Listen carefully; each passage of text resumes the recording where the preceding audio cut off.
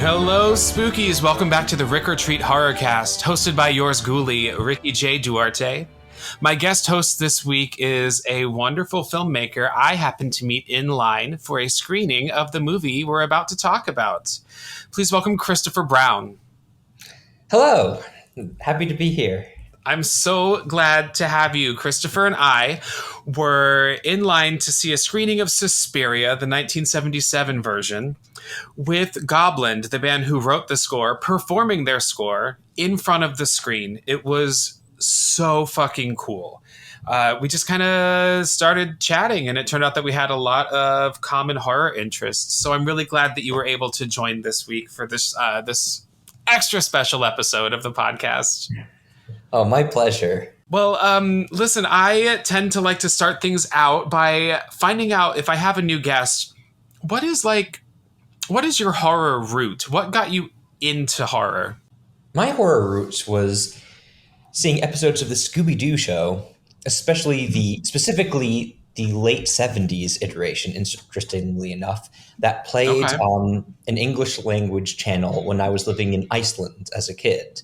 That was from ages 4 to 7, and those were the years that really cemented sort of my interests in pop culture and would eventually send me on the path to becoming a filmmaker. So not only was Scooby Doo my horror route, but that was the first of the many sort of like pop culture obsessions I would have throughout my life that inspired my own storytelling and my imagination. And so, I owe it to you, Scooby Doo.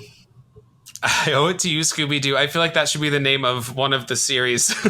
Absolutely, yes. Like it's a retrospective documentary or something. Do you remember which of the series it was that you first got into? It was the late 70s version, which was really interesting that they broadcast that because those are less known, I feel like, but that's where, but they essentially they harken back to the 60s show, but just with, some mid to late 70s polish and like disco-y soundtrack pieces added. And it's a lot of fun. There's some great, like my favorite episodes, I don't know if it's my favorite episode, but my favorite monsters of all time that harken from there's an episode with 3 ghosts based on chocolate, vanilla, and strawberry ice cream. And I don't know why that's meant to be scary, but it's a very fun idea. And that stuck with me since. I have not seen that one at all.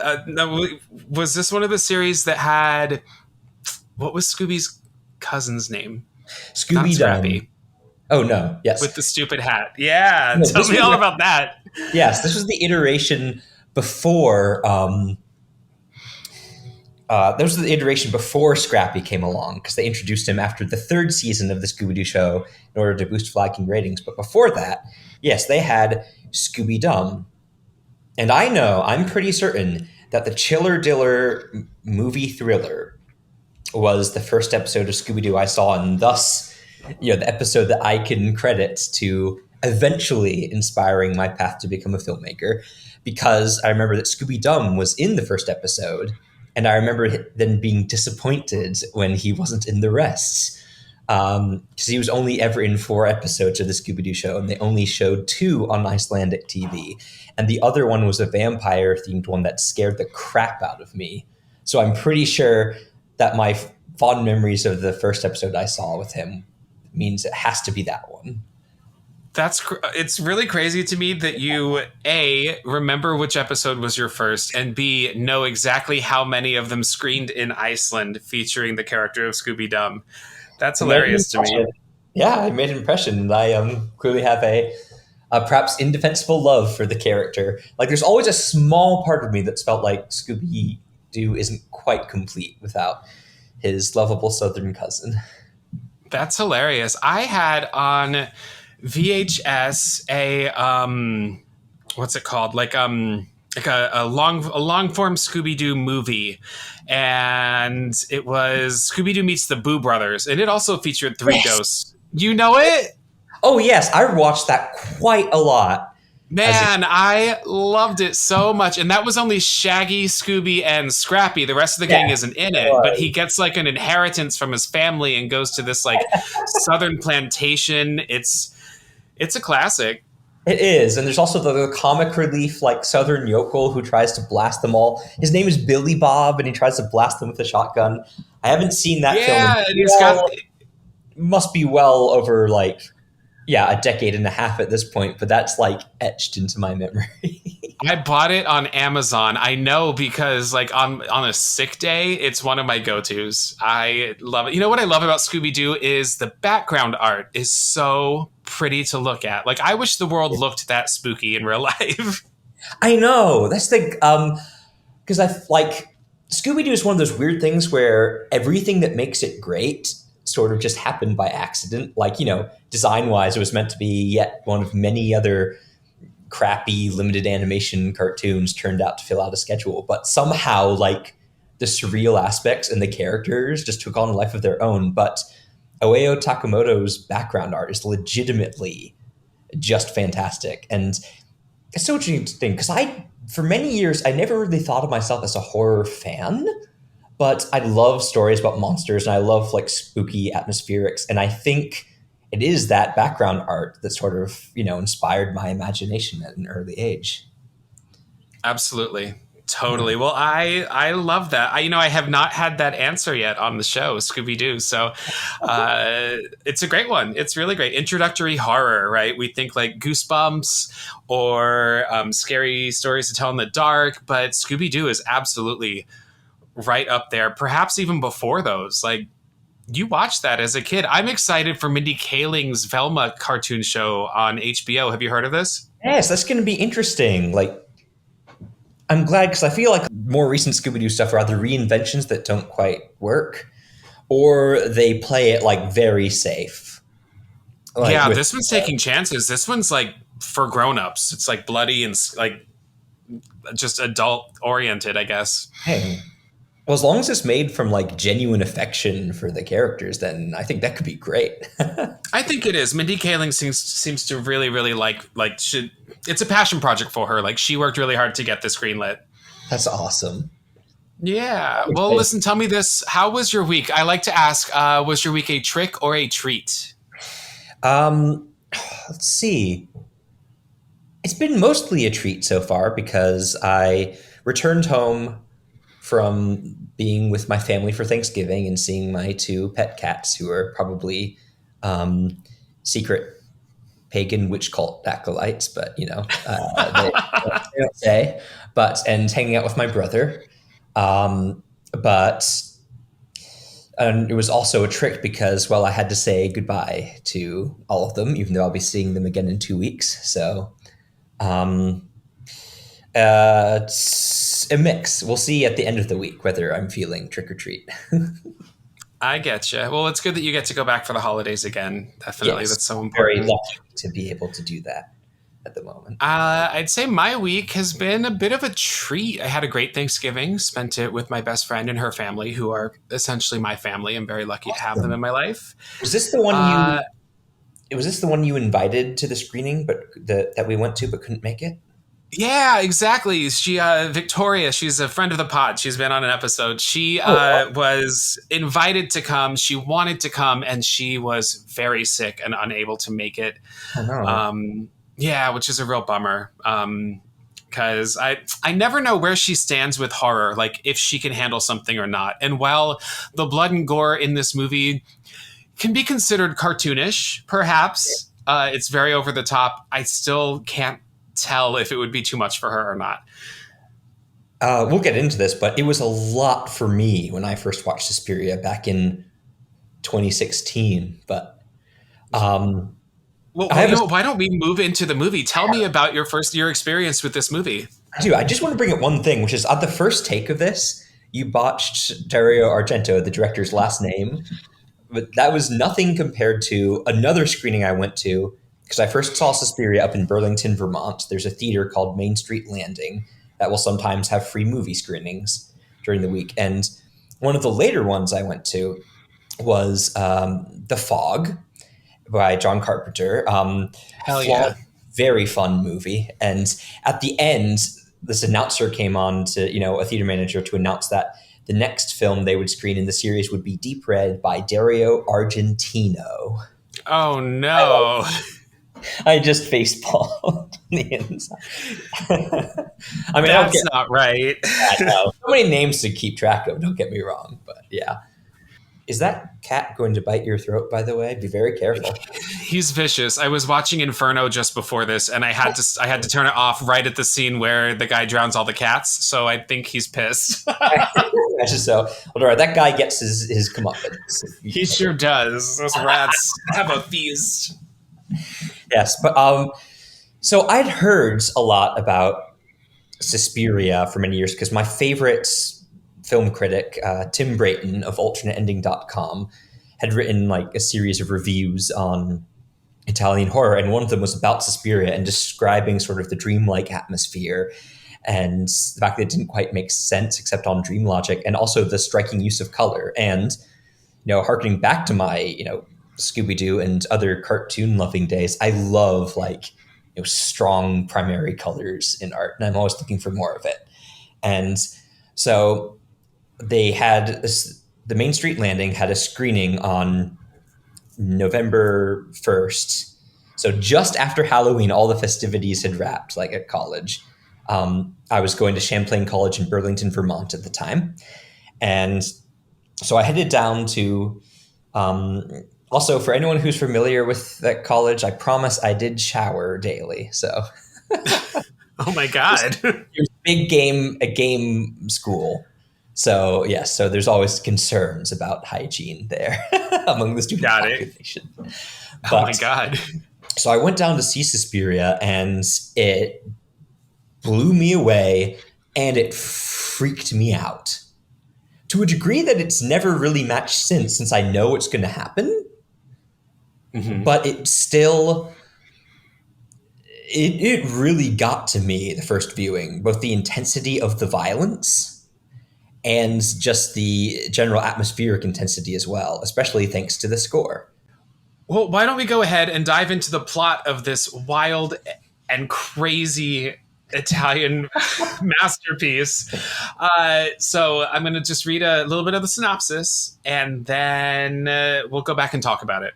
Susie Bannon, a young American ballet student, arrives in Freiburg, Germany, during a torrential downpour to study at the co-ed Tanz Academy, a prestigious German dance school. She sees another student, Pat Hingle, flee the school in terror. Susie is refused entry to the school and forced to stay in town overnight. Pat takes refuge at a friend's apartment and tells her that something sinister happened at the school. Pat is ambushed by a shadowy figure who stabs her repeatedly and drags her to the roof of the apartment building before hanging her with a noose by throwing her through the building's skylight. Pat's friend is also killed after being impaled by a falling giant shard of glass while trying to alert other tenants to the murder. This opening scene is iconic as fuck, right? You describe it in plot terms, but that description does not prepare you whatsoever for what the heck happens. No, this is going to be a hard one. If you haven't seen the film, it's going to be a hard one to describe the feel of this movie, right? So that's why we go back and talk about it. Yeah. I mean, the feel of the visuals and the feel of the music are so instrumental into why this works so well. Interesting because seeing it. So the interesting thing about Goblin's live score, which is performed by just one of the original members who has his own offshoot of the band. Then there are three other very talented newcomers who are join him. But the thing about the score is that it is overwhelming by design. It is basically a series of melodically arranged harsh noises, in a sense, mixed with sort of fairy tale-esque bells. And Like twinkly yes, sounding, twinkly like sounds. And childish. yeah.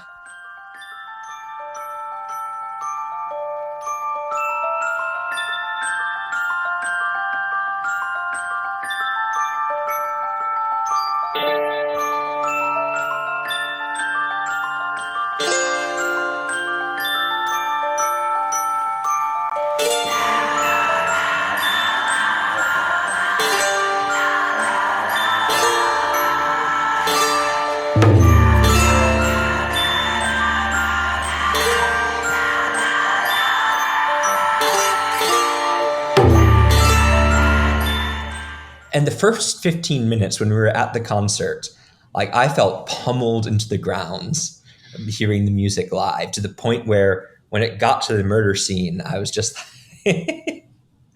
um I was just like, this is overwhelming, but like in the best possible way. Well, it's interesting that you say that, because the score was composed before the film was made, and then it was plugged in. So Dario would actually blast the score on set while they were filming to give his cast anxiety.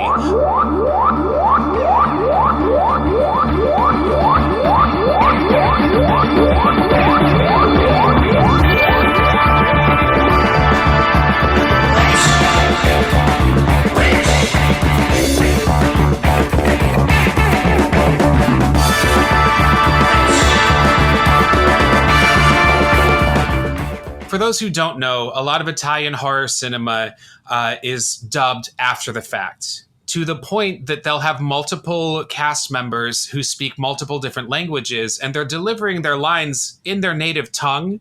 So you'll have Jessica Harper, who plays Susie Bannon, speaking English to Udo Kier, who's speaking German to her. And then it'll all just be dubbed at the end of they'll fix it in post, basically. This was actually a big kind of...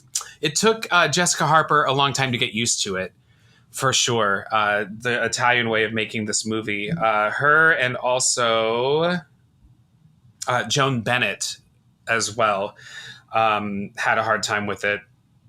But this opening scene, seeing Susie Bannon arrive at the airport in a downpour and pull up to this gorgeous red building, and seeing this frightened student on her way out, and she's yelling at somebody on the inside, and she's mouthing these words that Susie can't quite understand. And then Susie she runs away. The girl runs away, Pat. And then Susie tries to ring the buzzer to get in, and no one will let her in. It's late at night. It's raining. And then we just kind of leave Susie behind, and we follow this frightened girl she runs through the woods, and then she runs to an apartment building. Her roommate tries to calm her. We are given this insane color palette. Nothing is natural, right? Dario Argento was inspired by the film Snow White and the Seven Dwarfs to create this kind of... It is his version of a fairy tale with insane, kind of cluttery, claustrophobic architecture, right? Yeah. It is. Well, there's so many, like, feels like there's so many sharp lines and corners in all of the buildings. And then that combined with the color palette, that just gives it not exactly an oppressive feeling, but definitely a feeling like the spaces are sort of taking over reality. Like the apartment itself feels like not like a sinister presence in a way, because the characters feel so small in it. And even like the lavish colors in the bathroom, which are comparatively subdued, are, they seem like they're just part of the tapestry there. Well, making the characters seem small was also by design. In the original screenplay, Dario intended to have little girls be the students at the ballet academy, but the producers felt that putting little girls in this kind of danger with all of this murder was inappropriate. So he upped their age, but he raised the doorknobs on all of the doors so that they are kind of at like chest level, giving the impression that these women who are ballet students are smaller than they actually are. There's also a lot of camera angles coming from above, kind of giving the idea of looking down at them, and perhaps like of a menacing presence within the school, within the academy.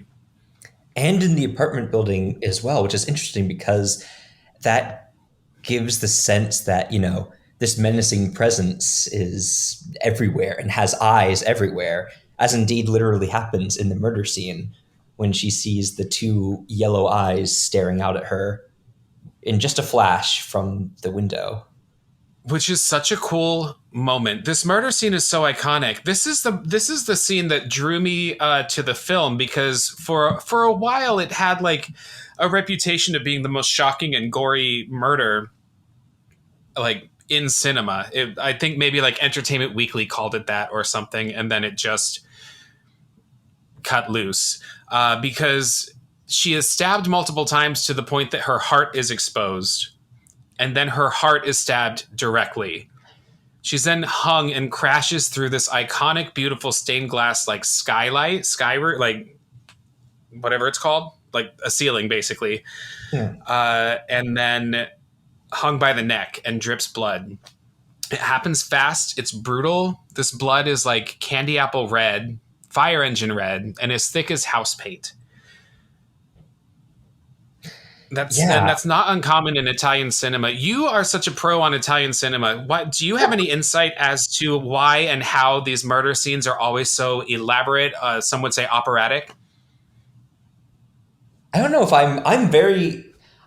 have some expertise on Italian horror, and I haven't seen that much more Italian cinema in general, but I feel like specifically, well, it's interesting because before Suspiria, Argento had made 4 giallo films. And for those not in the know, like, giallo sort of refers to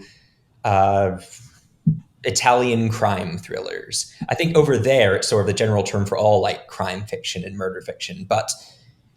And yes, because he'd made the Animal trilogy, which, and then he'd actually made a failed historical comedy called The 5 Days of Milan. And after that flopped, he made Deep Red, which was united him with Goblin, the composers for Suspiria. And that sort of, like was his biggest like hit to that point. And, but that, like the giallo tradition, which is really started as we think of it by Maria Bava with The Girl Who Knew Too Much, and then Blood and Black Lace in the early 60s. And Blood and Black Lace in particular introduced like this wild, candy colored palette, which was a fascinating complement in contrast to the, violent content of the film. So there was already like a penchant for some dreamlike, very primal imagery.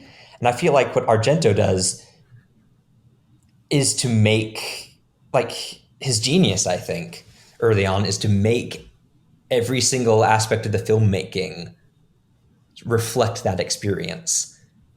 From the music to the set design to the camera movements are all meant to sort of immerse you in that atmosphere, which is what, early on made him more than just another Hitchcock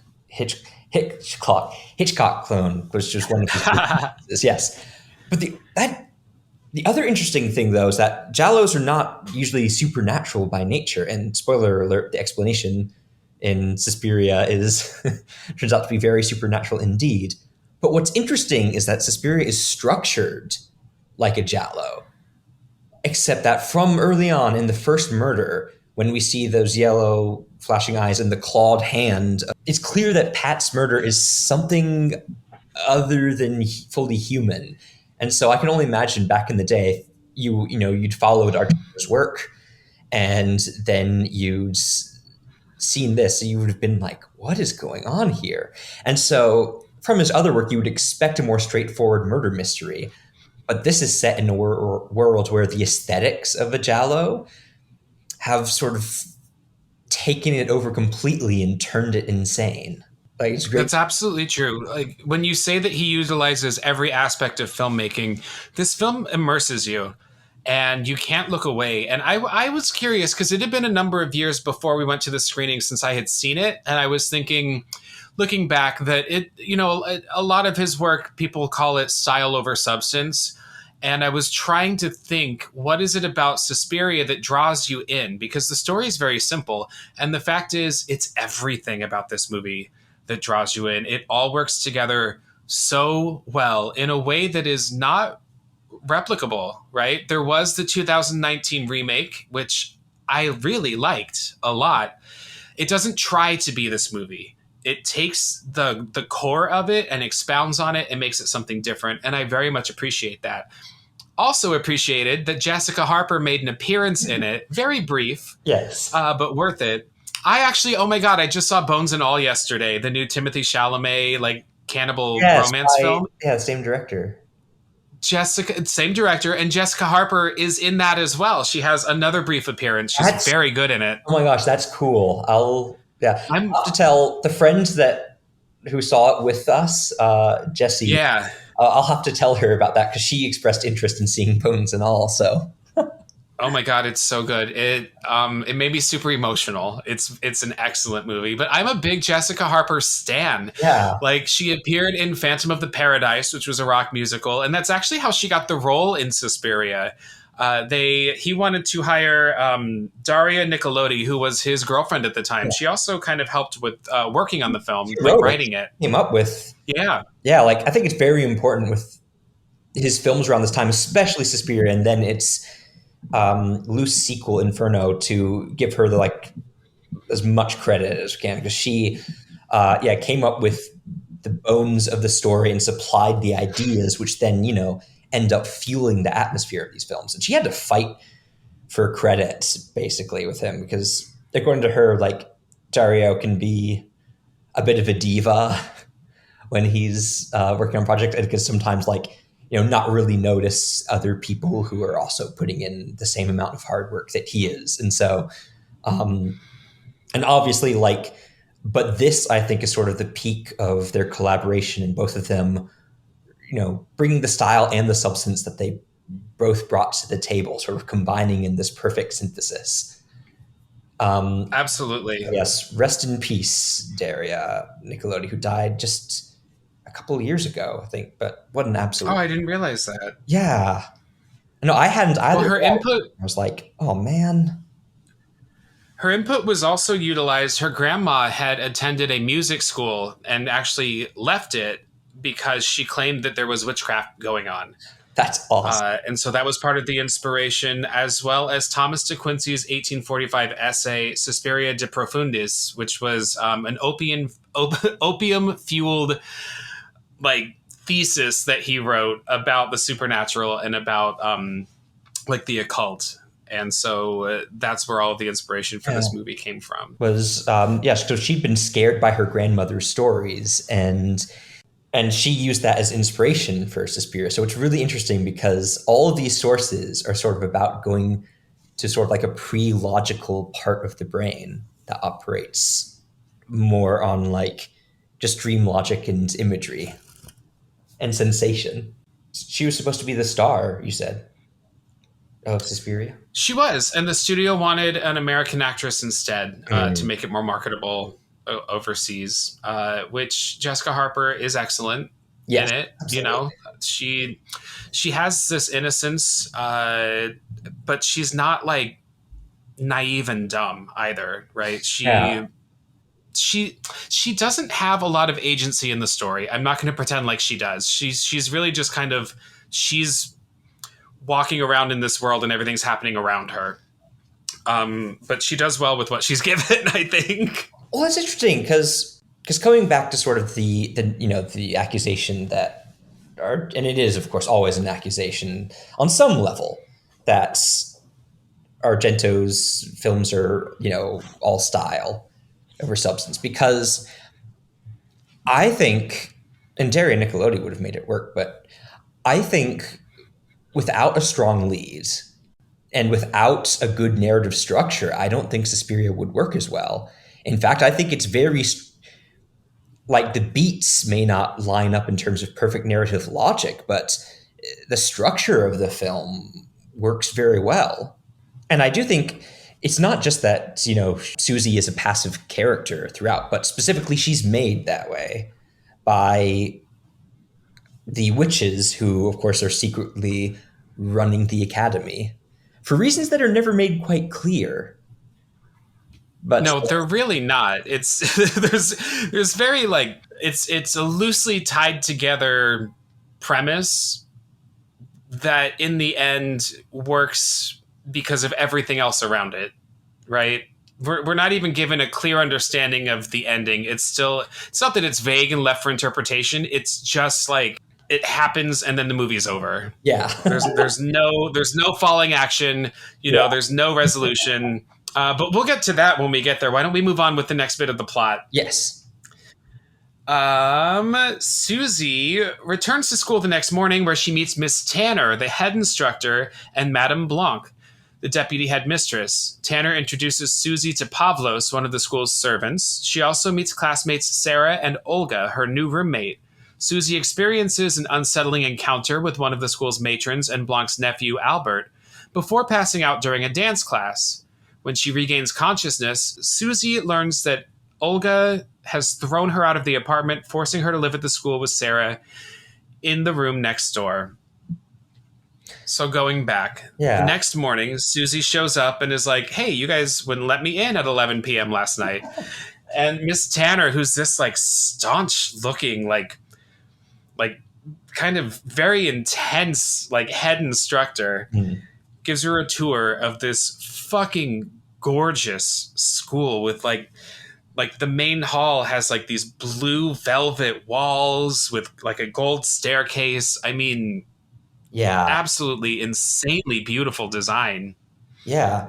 And without even, because I think when we think of Suspiria and the color, it's largely it's the lighting that comes to mind, but just like the set design as well. And the way everything is color coded is incredible.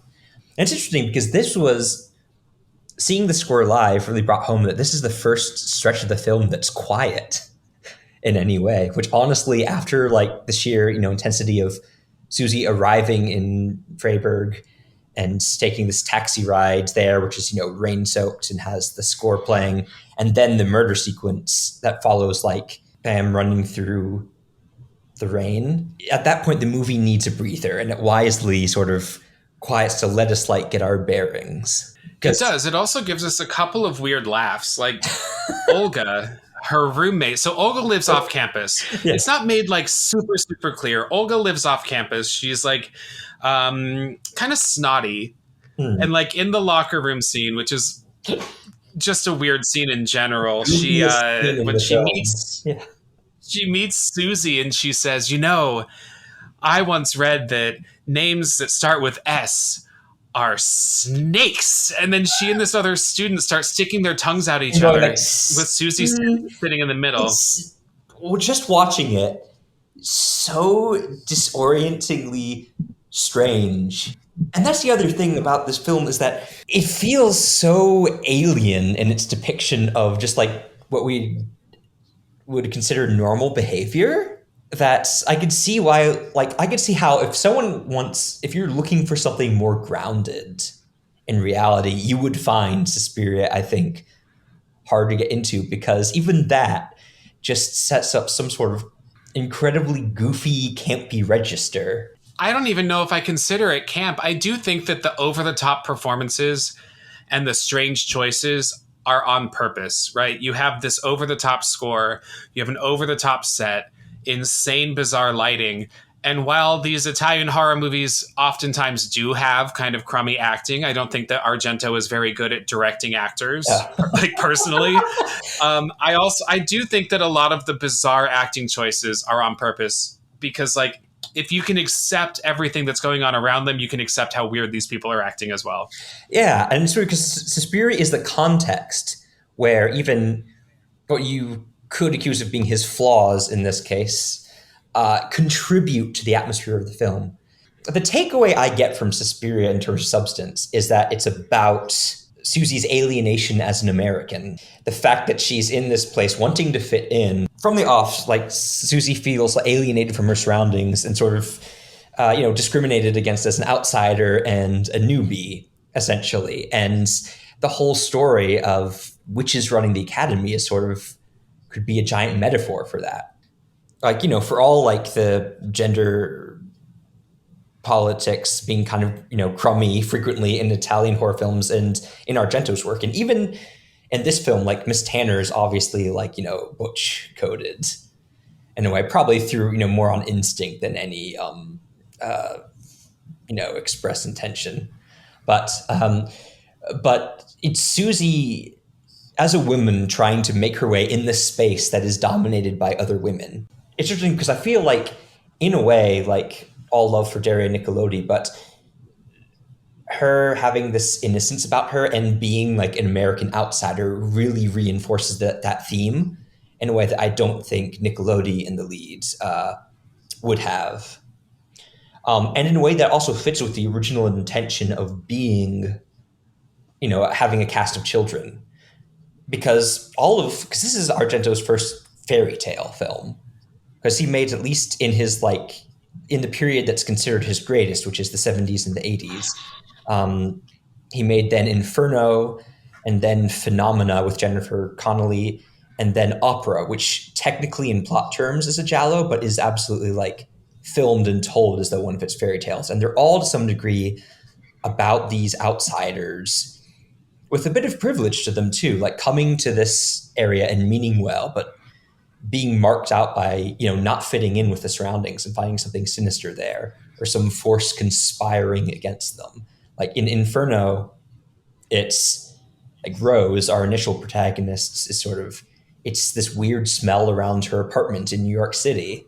And the notion is, well, what if there was, something supernatural behind that? In Phenomena, it's, we have Jennifer Connelly being sort of an alienated adolescent who can talk to insects and bugs and struggling to fit in again at this school where at first others might seem to accept her, like they really, make fun of her behind her back, especially about, her dad, who's a famous movie star, and, her friends sort of just use her for things.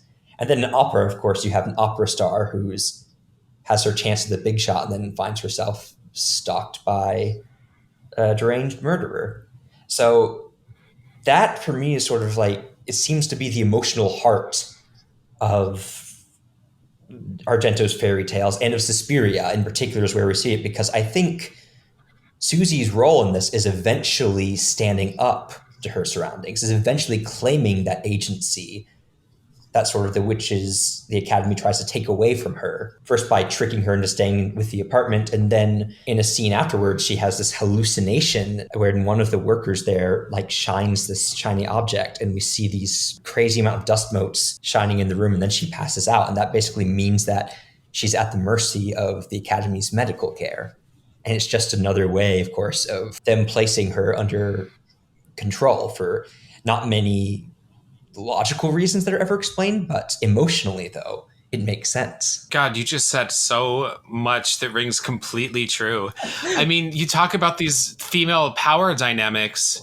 Argento himself, so Mother Suspiriorum, right, is kind of the three mothers, the mother of this film. Yes. But he said that he doesn't look at this movie as anything to do with motherhood. It's about female power dynamics. And he actually uses the term lesbian, a very lesbian film. Yeah. Now, this is him utilizing lesbian coding as a straight man in the 70s, right? Yes. So his definition is certainly not the end all be all.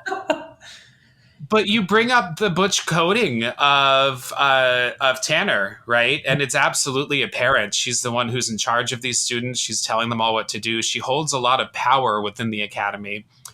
And once you kind of look at it through that lens, there are not there's 3 male characters in this, maybe 5 total, but all of them have a total of 2 minutes screen time combined, yeah. Right? Yeah, there was this making of documentary where Udo Kier, whose character isn't actually part of the academy, but he shows up late in the film to help out Susie. But he has more screen time in the making of documentary than in the actual film. Can I tell you, I did not know that was Udo Kier until this last time I watched it at our screening a few weeks ago. Because I was watching it and I was like, who's this handsome man? And then I looked it up and it was Udo Kier. No, it's because they're all subservient. Yeah, like the ones that work at the academy, they're all specifically under the sway of, the women at the academy. And then the other two, of course, the older professor, who I think is sort of repurposed as a protagonist in the remake and played by Tilda Swinton. Yeah.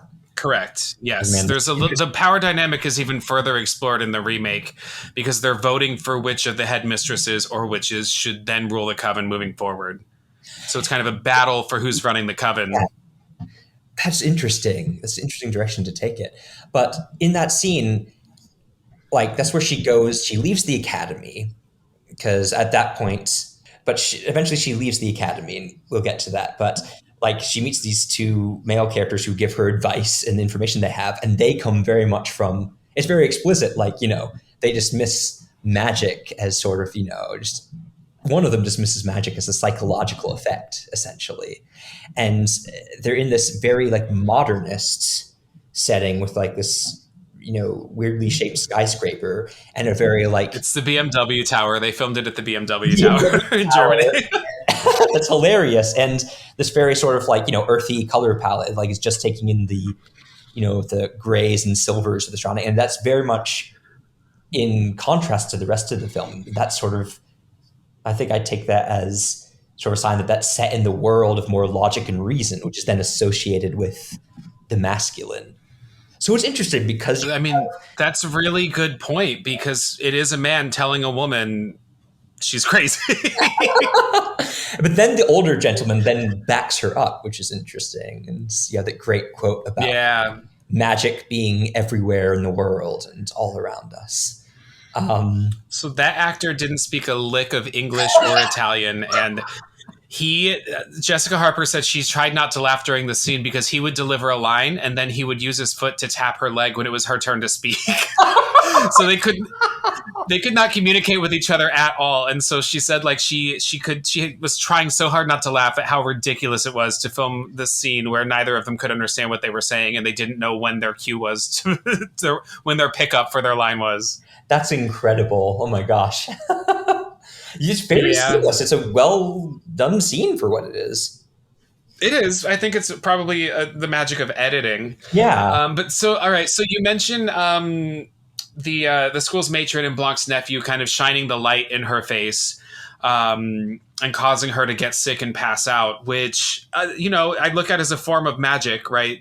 Using this knife blade to shine it in her face. It's our first glimpse of the witchcraft that's happening within this school.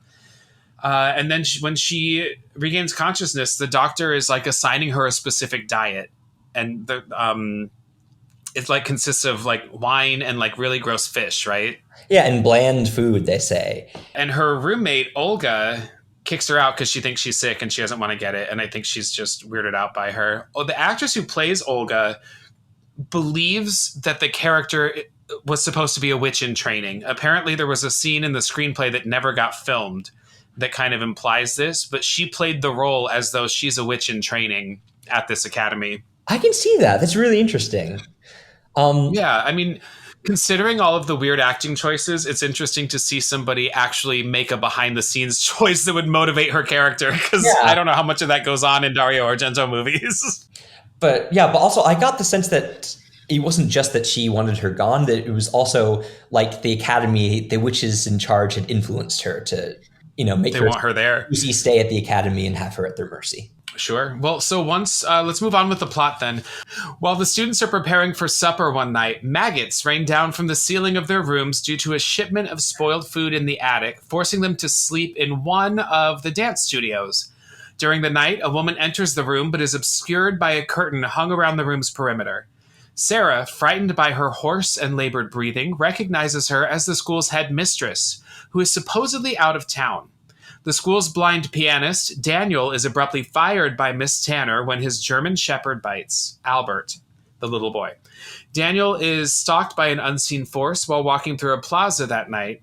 His dog turns on him and viciously rips out his throat. So these are some pretty iconic scenes, right?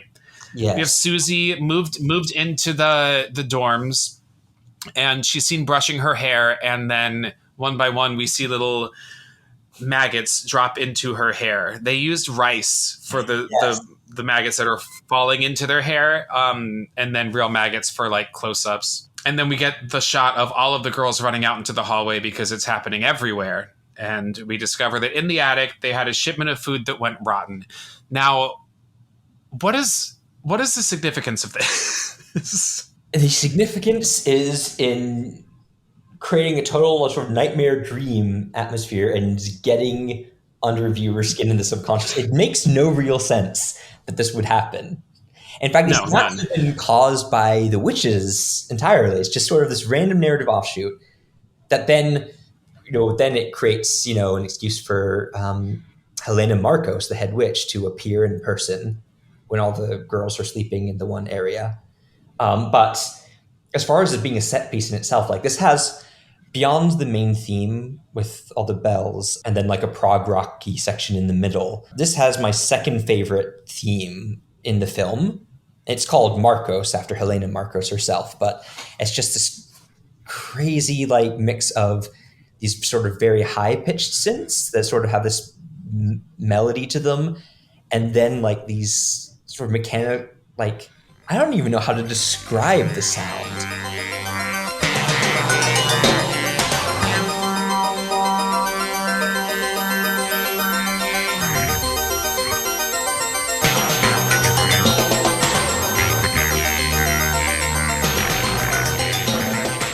But so instantly, it just creates this atmosphere of chaos and magic erupting there as, the maggots come down by the hundreds. And it really does feel just like an attempt to freak the viewers out, not just with a jump scare, but in having like reality and safety break. Yeah, giving you the heebie-jeebies. Yeah, and it's remarkably successful. I'd agree. I want to talk a little bit about the scene with the curtain. So everyone, because their rooms are full of maggots, holes up in one of the studios.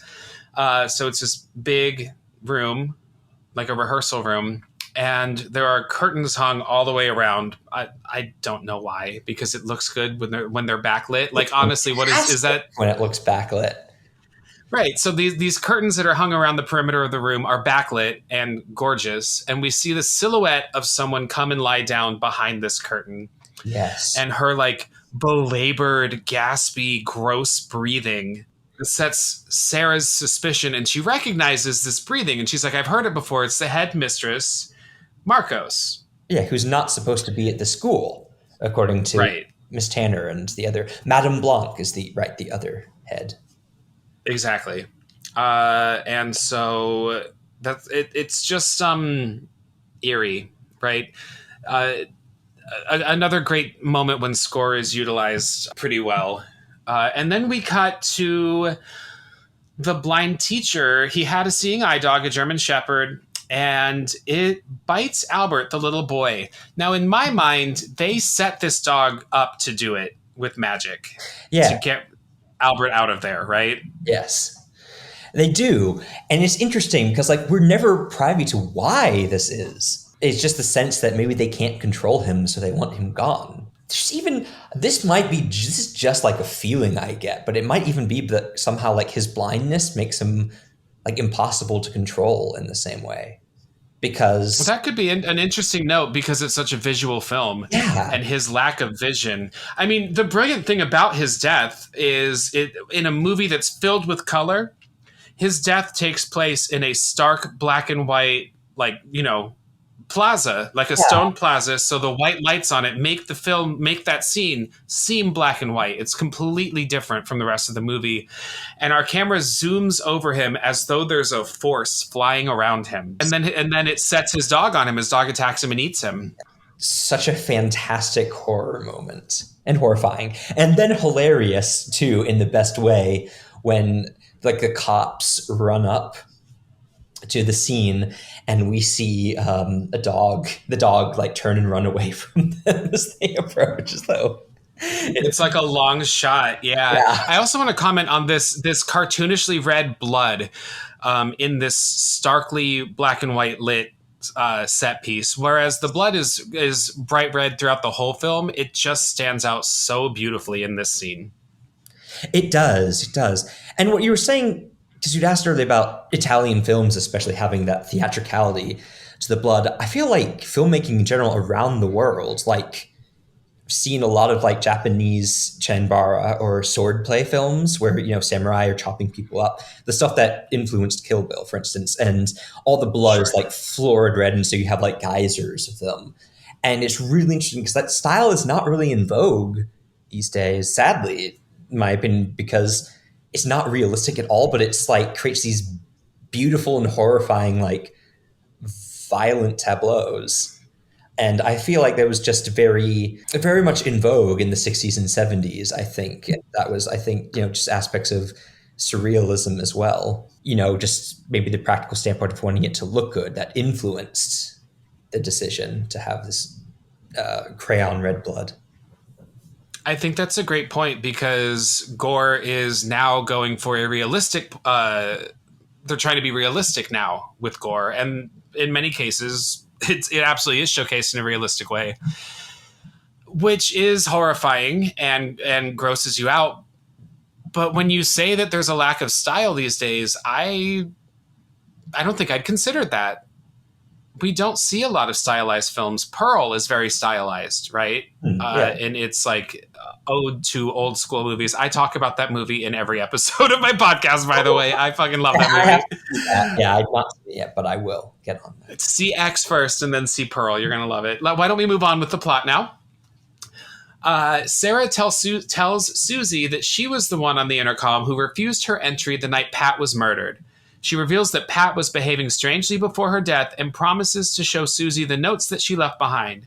Sarah finds that Pat's notes are missing and is forced to flee when an unseen assailant enters the room. They pursue her through the school before cornering her in the attic. She escapes through a small window before falling into a pit of razor wire, entangling her and allowing her pursuer to kill her by slashing her throat.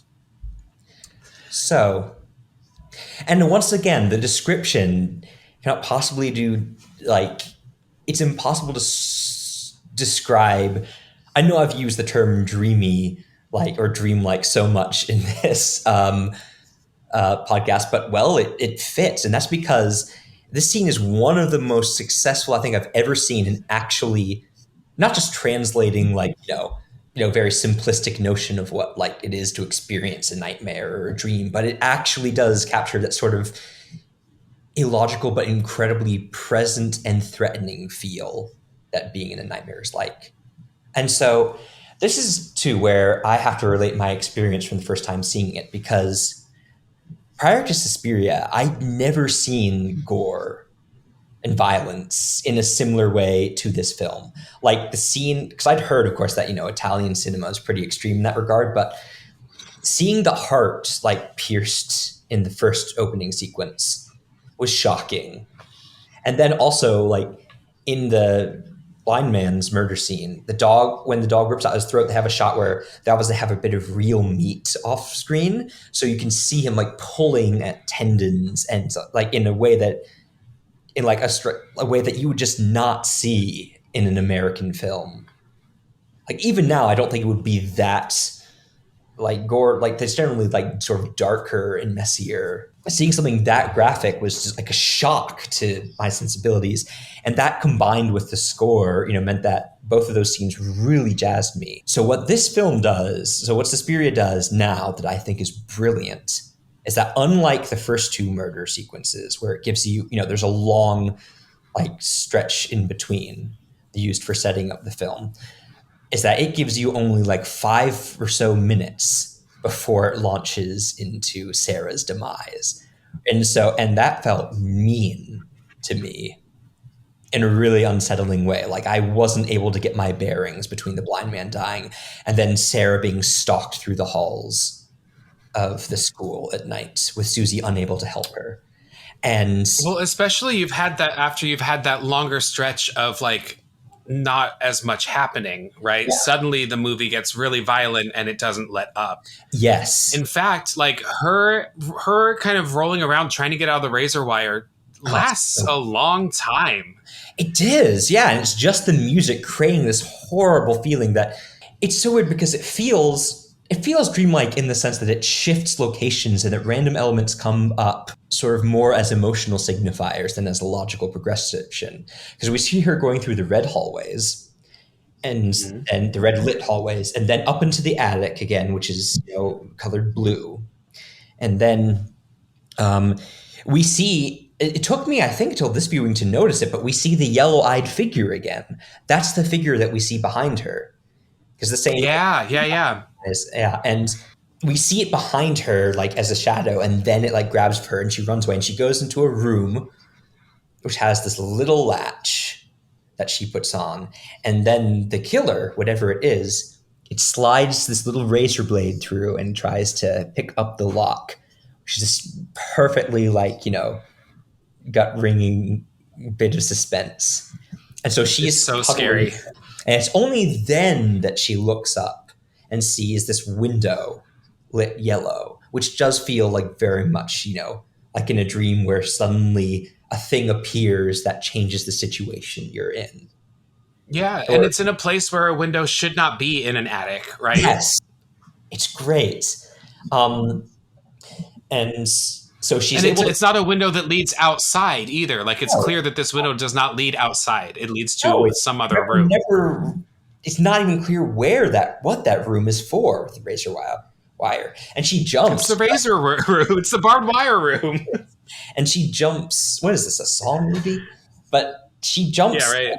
from the window, and we don't even see that she doesn't see the barbed wire. Neither do we at first until she jumps and lands in it. And that's another aspect, like that just appears seemingly out of nowhere. And this is why, like, realism. I'm going to announce my biases up front. Realism is such an overrated aesthetic, I think, or overused aesthetic in art and cinema, especially because it has nothing to do with believability, which is a key facet of anything working in a variety of styles, and B, because you couldn't get away with this sequence if you're asking yourself, oh, why is there a room full of wire there? But because it Right. works on sort of this free, like, associative model, it creates, like, again, this gut sense of terror in there.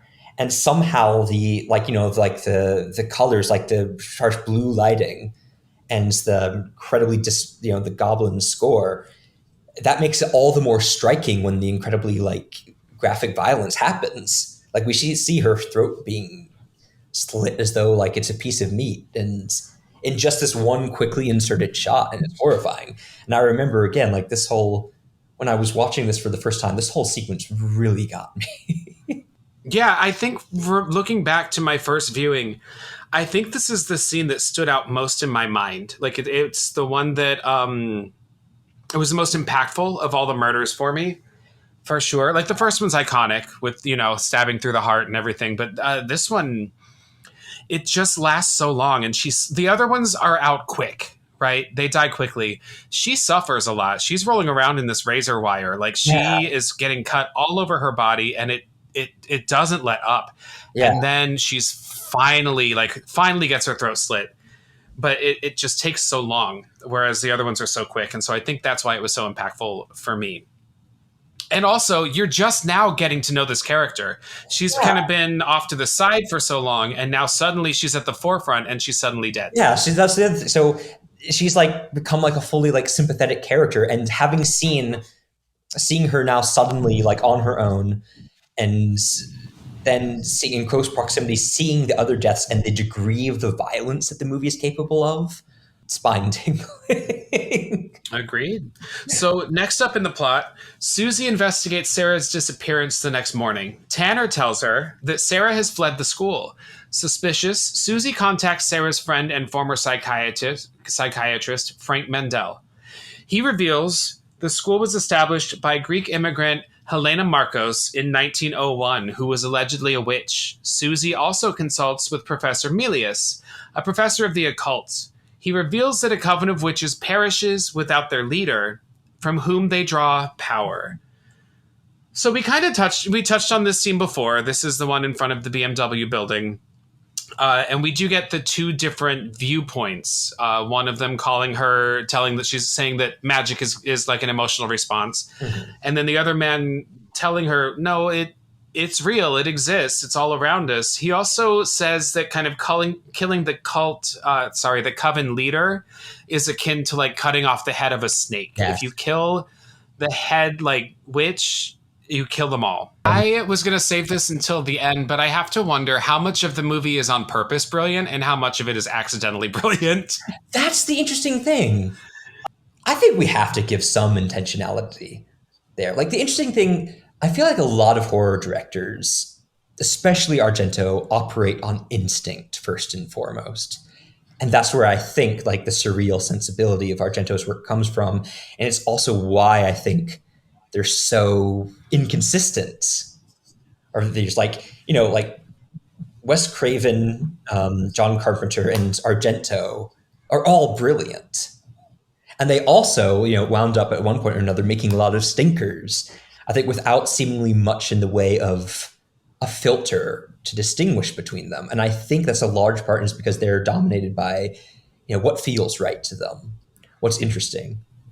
The same could be true of like George A. Romero, who of course would collaborate with Argento on Dawn of the Dead the very next year that this was released, because he's clearly very much thinking about the social component of his films. But even then, in terms of like whether his films work or not, is very much what his instincts are at the time transposed onto what is the filmmaking environment that he's in.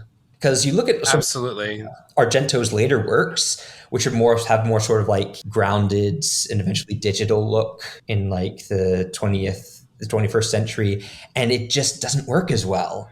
And part not because I think he's lost all of his talent, because I feel like I saw Dark Glasses recently showed that he can still put together a really good sequence and actually do interesting thematic things.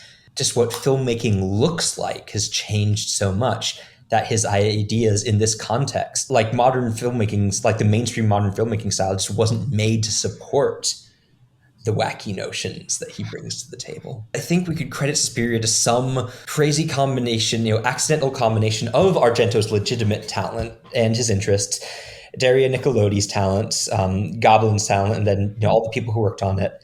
And of course, also, shout out has to go to Luciano Tovoli, the cinematographer, who then reunited with Argento for Tenebrae, which is also an incredibly deliberate and color-focused film, albeit in the opposite monochrome style. And then he also reunited with him for the timeless masterpiece that is Dracula 3D, which I have not seen. Oh God! Rather wait Dracula 3D. So I encourage you to go ahead and skip Dracula 3D. It's not Argento's best work, and you talk about Tenebrae, and it is a deliberate monochromatic color palette. It's also such a mean-spirited movie. There is no fun to be had in that movie whatsoever, except when that woman gets her hand cut off and the blood spurts everywhere. But other than that, it's a hateful movie, You don't leave it feeling good about anything. Oh. So let's move on to the next bit of plot, yeah? Yes. All right. When Susie returns to the school, she finds that everyone has left to attend the ballet. After being attacked by a bat and recalling a conversation with Sarah about footsteps, she follows the sound of them carefully, leading her to Madame Blanc's office, remembering that Pat uttered the words secret and iris the night that she was killed. Susie discovers a hidden door that opens by turning a blue iris on a mural in Blanc's office. Susie enters the corridor and finds the Academy's instructors, led by Madame Blanc, plotting her demise in the form of a human sacrifice. Albert alerts Pavlos to Susie's presence. Susie hides in an alcove where she finds Sarah's disfigured corpse. So she finds herself alone in the school. Yes. Right? Which gives her time to snoop. She decides she's going to throw away this food that they're giving her. She's over it, right? Something's wrong. Her friend has disappeared. So she flushes the food, and it's just a weird, gross-looking plop in the toilet. And then a bat crashes through her window, and there is no attempt to make this bat look realistic. in And the I lead. feel like You can see it string. that probably is not an entirely deliberate artistic decision. No, I don't know what they were It's thinking. great Listen, though. I'm going to be honest. This whole bat sequence has nothing to do with I mean, anything, unless the witches have set a yeah, they bat set on a her. bat on her. It's great. So Susie does something. Susie does something really smart. In when she hears footsteps in the hallway, she counts the number of them until a door opens. And so in that way, she's able to follow where this person went, right? If she goes out the door and takes whatever 7 steps, Yeah. then she's going to find this person behind the door that she finds herself in front of. It's pretty clever. Yeah. So that's what she does. And Sarah had suggested that plan. So in a way, like it's making sure that her death was not in vain as well. So it's a nice way to tie that off. that's a great point, actually, because while Susie was under the weather or drugged, she's drugged at one point, right? Like, I think, yeah, that's when Sarah suggested it. So she walks down this really cool, like muraled, curvy hallway. Yes. The lighting is like gold, right? It's kind of like gold lighting on her. And of course, our classic scores is playing, and she hides herself behind kind of like a transparent kind of curtain a little bit, and she's watching as the 3 instructors. So we have Tanner and Blanc, and oh god, Pavlos, with Albert the little boy, and they're plotting her demise. So when you brought up earlier treating her as an American as an outsider, Blanc literally says we have to kill that American bitch in this scene. Yeah, no, and that I think sort of brings the theme together of that's like this is the point where like she realizes essentially that she's never going to fit in here. And now the whole school is, the authorities are conspiring against her. And also, I think it's very significant that the school is empty. Not only because it's another great touch of unreality. Like we all have these dreams where we're following people or like we're trying to find people, then suddenly like they're gone. It's such frustrating because you're never able to like have the conversation or finish the conversation. And that's, a great sense that, the school has suddenly become the battleground where she's on her own and has to make her way through it. And also that the counting the footsteps just occurred to me as another great childlike touch because it's a very, like counting sheep. It's like a childlike activity to do. Or also like maybe like dropping breadcrumbs to count your steps back, right? Like in Hansel and Gretel when they come upon the witch in the woods. Yes.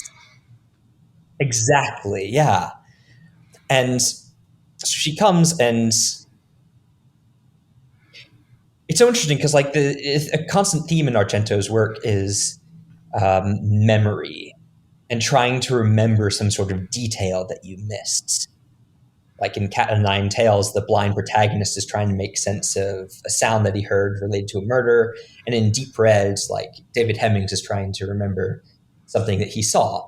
And here, it's so interesting because there's no way that Susie could have actually heard anything that Pam was saying at the beginning through that rainstorm.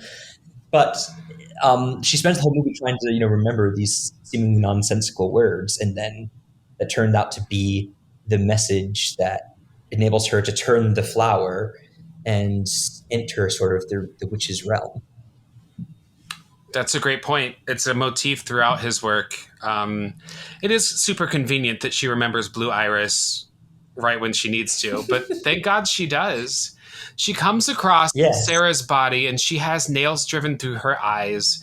She's been mutilated and looks like she's set up, as a ritual, right? There's some sort of like bizarre witch practice going on with her corpse. I guess I'll read the next part of the plot, actually, because I think that's it. Pursued by Pavlos, Susie retreats to Helena Marcos's bedroom. Susie finds Marcos sleeping. Recognizing her as the headmistress by her labored breathing, she accidentally wakes her by breaking a decorative peacock with crystal plumage. Marcos renders herself invisible and taunts Susie before reanimating Sarah's mutilated corpse to murder her. When flashes of lightning inadvertently reveal Marcos' silhouette, Susie impales her through the neck with one of the peacock's broken glass quills. Marcos' death causes Sarah's corpse to vanish. So the scene is Yeah. so iconic. Batshit crazy things start happening. Great. Yes. It's weird. In some ways, it's such a small scale scene that happens quickly. Like, well, after she runs away from the Coven, there's that great shot of Pavlos, who looks a lot like Richard Keel from from James Bond. He played Jaws in Spy Who Agreed. Loved Me the same year. Yeah, great actor. But He's there's an that asshole. yeah, he's an asshole, and the kid too is an asshole, which is a great twist. Is that The he's kid's a like real asshole. yeah, but there's a great shot of Pavlos just carrying a lighter and this like flowing, close up tracking shot, which is Yeah, it so. was Sarah's lighter because he had remarked on it earlier, and Susie says, "I think he likes your lighter." Oh my gosh, I hadn't picked. That's so cool. I just didn't pick up on that before. Yeah, so he's taken it from her corpse. Yes, and then she which finds the is corpse, and then so it's all she's going sort of more into like the lair of the beasts, and the witch's house, and in the center, I don't really know how to describe the ending scene except it's batshit. It's a fantastic hero villain confrontation even from characters who've never met face to face. And because this is it's the culmination of Susie, Susie's already turned on this place that she was trying to fit in and, practice her art at. And this is her now basically tearing down the head of the institution at the source. totally. And she's taunting Helena Marcos is taunting her almost as though like they were destined, like she knew that this confrontation was coming despite all of the attempts to kill her. And I think she did know it was coming. I don't think that she didn't know that. I don't think that Marcos knew that it was going to end poorly for her. But I think she's been expecting Susie the whole time. Yes. I just love. I want a replica of this peacock lamp It's so fucking bad. They have to sell them on Etsy somewhere. Like Christmas is coming. I'm going to add it to my wish list. Yeah, like Suspiria, popular, like has an audience for that who will snap that up. It's a very eclectic bedroom. There's like porcelain jaguars and this bed with kind of curtains around it. Obviously insanely lit like the rest of the film. And then we get Sarah's corpse reanimated, nails still through her eyes and coming after Susie. And it's fucking scary. She like busts through the door and like comes at her. I think she's holding a knife or something. Yeah, it is. And so it's the perfect, because I was reflecting, because I'd sort of forgotten that happened while I was watching it. And I was sort of like, after Helena goes invisible, I'm sort of like, wait, there has to be a beat here between, Susie looking around for her and then Helena's death. And that is the perfect visceral danger and shock showing up there. It's like everything great about like the excessive Italian horror without, I mean, it's grisly, but it's not even like especially like ugly, but just in the context of the film and all the violence that we've seen done to, those the witches have wanted to kill. And then also it kind of makes sense of, the yellow-eyed creature that we see earlier. It's the only really explanation we get is that for that creature is that the witches can reanimate the dead and use them to do their dirty work. And so it sort of is an explanation, and it isn't for some of the murders in the film. It's kept vague, and it's kept vague on purpose. We never really understand the full extent of these witches' powers or what they can and cannot do. And I love that. I don't need a clear definition. I love that I don't really know what those yellow eyes are. Yeah. But they could be an animated corpse. I don't need to know why there are nails driven through Sarah's eyes. It's just part of their practice. Yes. And I realize now, like, why it's so effective is probably because we do have, like, the knowledge of that friendship between Sarah and Susie and, Sarah suddenly, her corpse suddenly being defiled to be used against her. It's like it adds just an extra little, like, emotional pinch to the danger of it as well. And Helena's like mocking laughter as it happens. It's like, it's perfect. It's all the aesthetic sensibilities of the film, the scene, combining into one in a way that I don't think I could fully like explicate, but it feels it feels perfect. Well, and it's really cool that after Marcos makes herself invisible, the flashes of lightning through the window cause her like reflect on her silhouette. It's just, I mean, it would look better in with modern special It effects. works. I will. I mean, I'm a very much a partisan for old school Oh practical. no, I love it too, but I would that is an effect I wouldn't mind seeing what it might look like if it were translated to today's technology. That makes I don't sense. need I don't need like a shot for shot Suspiria remake, but No. it would be cool. It would be cool to see what that might look like. The actress who plays Marcos, Argento, found her on the street. She was a 90-year-old former sex worker, Yeah. and this was her only credit. She just kind of showed up and did her thing. She does it very well for what it is, which is to look unnatural. It's a brief appearance because Susie takes one of the quills from this glass or crystal peacock and stabs her with it, and it makes her turn visible. Marcos turn visible again, and now she's gross. She's got like this gray, wrinkly, crusty skin, and she dies. Bitch is gone. Yes. It's really interesting because like her makeup is just, again, slightly unreal, that out of the realm of just her being like, oh, she's old, gross, into something like unnatural, which is perfect. And you could see like sort of the weight of ages on her, of having lived that long, become, this powerful and wicked creature. And I do want to say Marcos in the remake is fucking disgusting. She's like juicy, like I've seen clips. Boils are like exploding on her body. She's played by Tilda Swinton. Tilda Swinton plays everybody in this movie. She's got 3 roles in it. It's nuts. For no reason. Like I don't even see a symbolic purpose for casting her in these 3 separate roles. It's just happening.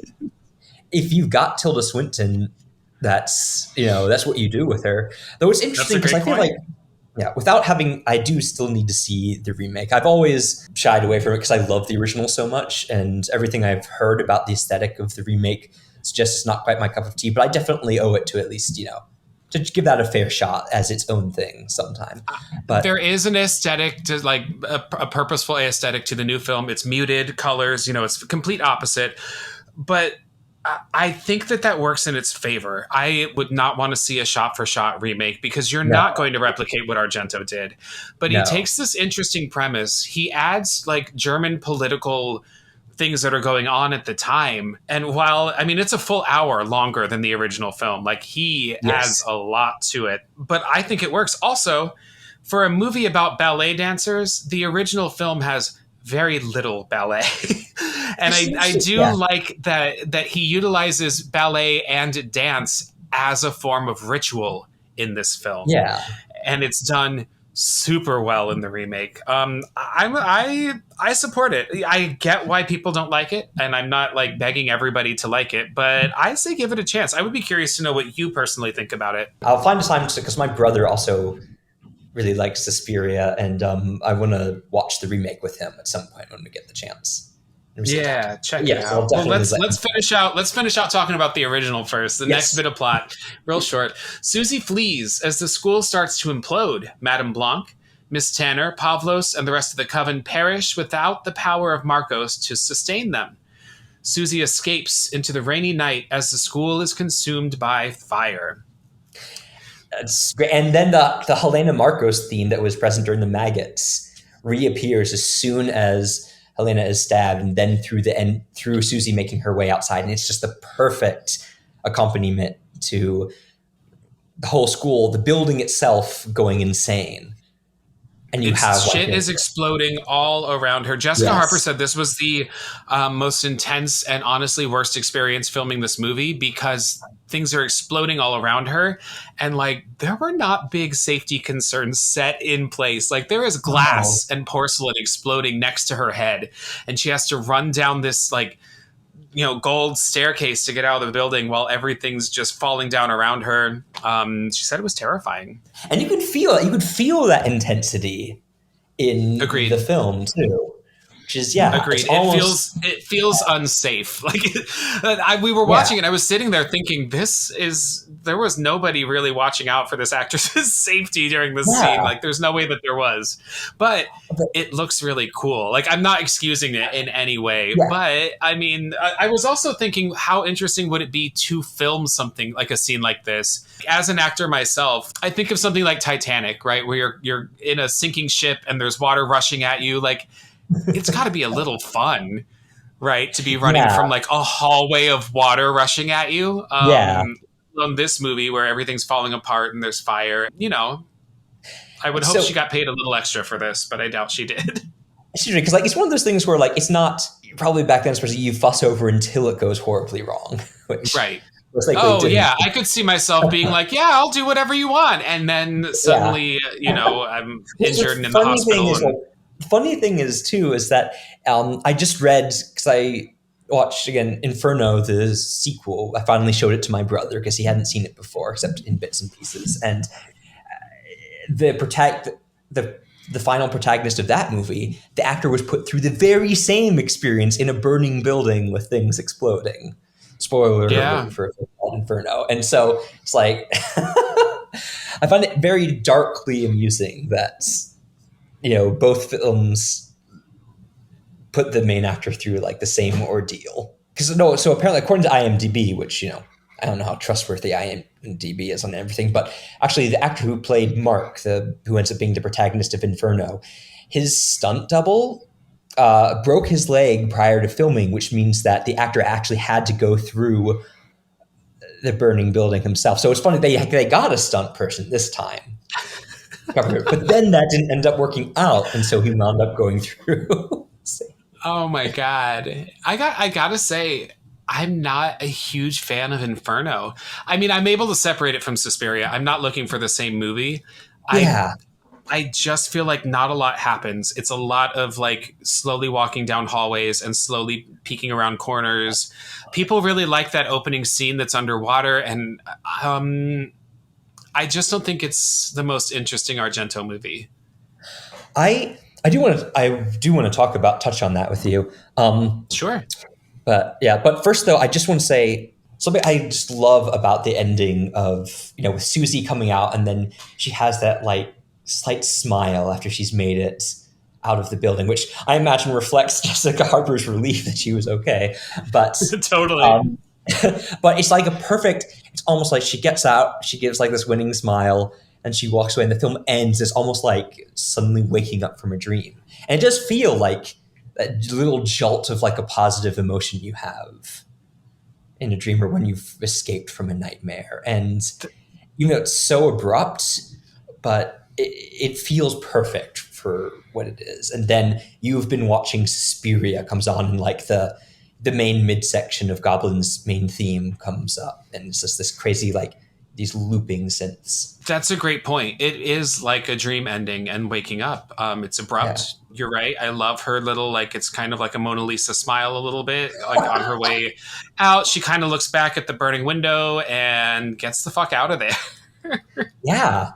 I think this film, because I want to talk about the music too, and then Inferno and sort of the follow-ups with this. But touching on the film itself, it's interesting because like you have stuff like the bat or Susie's conveniently remembering things that in another context that just wouldn't work, but somehow the film style, like the atmosphere of it, smooths everything together. Yeah. So it all feels like none of it like takes you out of the film, or if it does, it jars you in a way that like just furthers if you vibe with the film, it just furthers that investment, I feel like. And I think that's saying it right. It's a vibe. You have to vibe. You're either in with this movie or you're not. And I think early on if you're going to enjoy this movie or if you're not going to, right? Yeah. Yes. Interesting because like the music, the set design, the color, the cinematography, even the acting, they all contribute to that overwhelming feeling of this film is an emotional experience. And all this being said, as much as I love this movie, I gotta say at the screening, I love that people were giggling at the silly parts, because I do Yes. think that this film is lauded as a masterpiece, and it certainly should be considered one. But like, that doesn't mean that it doesn't mean that in today's lens there's not some silly shit going on, like a bat on a string, or Yeah. But silly dialogue. and that's the bit that I feel like again, camp might not be the right word. But there's this goofiness to Argento's work in this film Yeah. that's, I think, in a realistic context, a lot of viewers would be off-put by. Yeah, I mean, I let myself laugh at it a little bit too, not in like a mean-spirited way, but just like, all right, I can relax and like not take this as seriously as I have my entire life, you know? It's interesting for me. Like, I laugh both with and at all like the cheesy effects and the baffling what the heck moments of them, while also just loving them unreservedly as they Sure. are. Like, in that case, it's not so bad, it's good, it's just good, and I love it. Like, I laugh with them as I would, a loved one.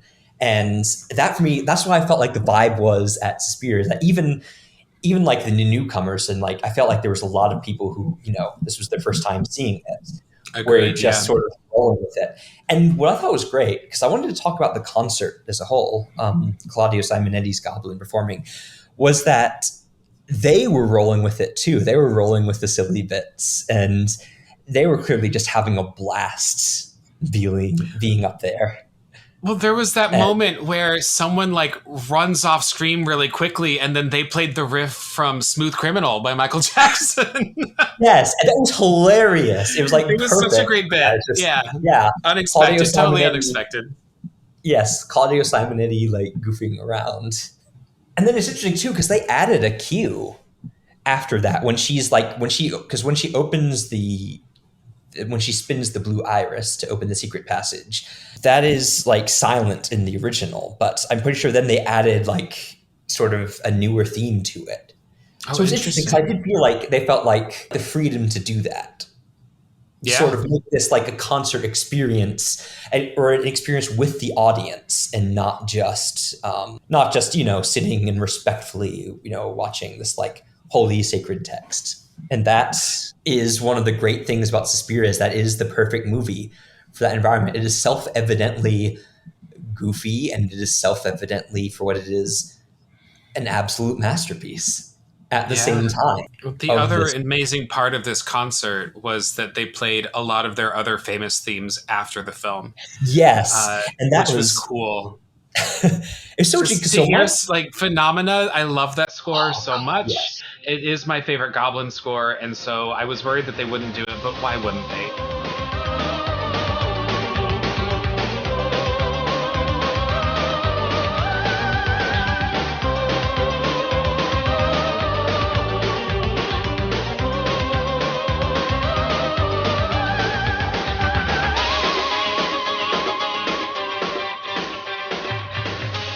It's well known. It's iconic. They did that. They did Dawn of the Dead. Deep Red Opera. What was that one about computer chatting that I'd never heard of? The Card Player. Yeah, I need to check that one out. Which is, I think, because I once watched bits of The Card Player with my brother, and we both like cringed at it a bit, and it's always been on my bad movie night. But I've never had the courage to like hop into like what are considered Argento's truly awful late films. No, you want to preserve a little bit of the magic. You don't want to really know the answer of, is he a bad filmmaker, or is it all an accident, or is he a true genius? Well, I've seen Dark Glasses to know that, as imperfect as Dark Glasses is, it's an interesting film, and he still has like things to say with his craft. Dark Glasses surprised me. I did not expect his latest Dark Glasses to be what it was. Yeah, like it's not like by any stretch a great film, but it's an interesting and a thoughtful film, and one I think that is in a way him also further sort of redressing the gender politics of the genre that made him as a filmmaker. Agreed. But I think I'm also too much of a bad movie masochist to put off, especially Dracula 3D. Like, I can't put off that CG praying mantis I've seen clips of on YouTube forever. All right. Well, you've been warned. I tried to stop you, but you're going to do it anyway. But Listen, I think that we have done an incredible job of covering Dario Argento's Suspiria. We have a rating system here on the Rick Retreat podcast. A movie is either a trick, which means a movie is either a trick, which means it's just okay, or it's a treat, which means you loved it, or it's a smell my feet, which means it sucked. Give me your rating, Christopher. smell my feet. Just kidding. It is a Oh my treat. God. I know, heresy. It is a treat. It is, whether accidentally or deliberate or otherwise, it is a masterpiece.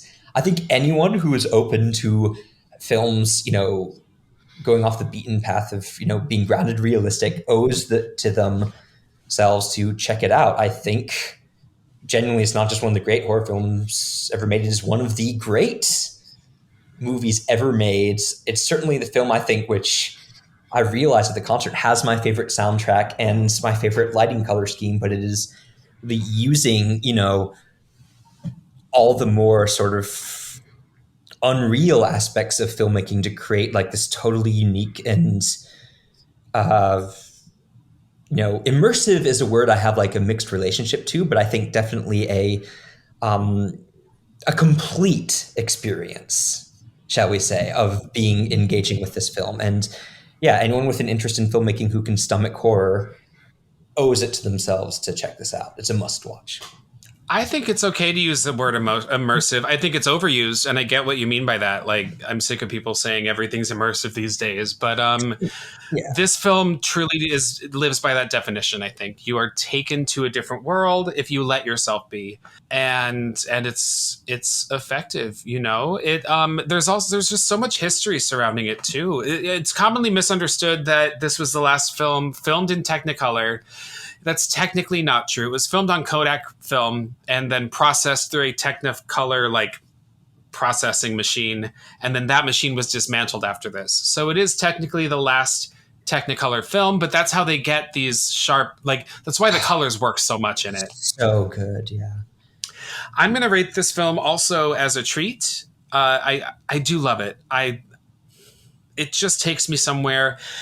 It is also not a film that I watch frequently, and that is by on purpose. I want it to be impactful to me every time that I see it, and so I don't want to memorize it. I don't want to get too used to the way that it makes me feel, because I enjoy the feeling that it gives me when I do sit down and watch it. So it's many years apart that I sit down to watch this movie, but it is one of the greats. You're right, not just of horror, but of any genre.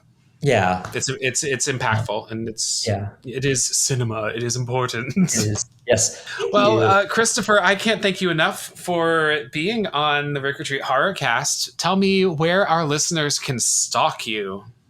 Oh my goodness. Well, I am Christopher Brown Film on Instagram, and I have a website at christopherbrownfilm.myportfolio.com, which has a link to my Vimeo channel where you can watch my award-winning short film, Clear as Crystal, which was, in fact, as anyone who sees it will probably realize, the visuals were indeed inspired by Suspiria and my love for it. But what I tried to do with that is to take sort of, the external madness of the world of Suspiria and use that to reflect a character's internal state as their reality drops away from them. And I'm very proud of the film. I don't know how objectively successful it is, but I'm pretty sure we got at least some great lighting in there and purposeful good lighting in there. So yeah. That's I might so cool. I have to check it out. Please do. I'd love to get your thoughts on that as a horror fan. Gorgeous. I'd love to interact with you, Rick Retreat followers. Now that I'm part of the family. Stalk him. I love when my guests get a couple more followers from appearing. If you want to follow the Rick Retreat Horrorcast on Instagram, it is at Rick or Treat Pod. You can follow me, Ricky, your host, on Instagram at Rick, the letter R, Treat. I've deleted my Twitter for both accounts, so don't even bother. And you can read my reviews for film and television on spoilerfreereviews.com. I typically tend to review horror and fantasy and sci-fi, so check those out. And join us next week as we return to our Evil Queens Disney Villain series and profile Oogie Boogie from The Nightmare Before Christmas, just in time for the holiday season. Perfect. Christopher, thank you again very, very much for joining us. Yes, I've had a blast. And hey, if you ever want me on again, like, I'll do it in a heartbeat. I would love to. Not a dying heartbeat. Listen, I would love to. We have so many similar opinions, and let's find another horror movie. Let's do it. Absolutely. All right. I'll see y'all later, spookies. Ta-ta.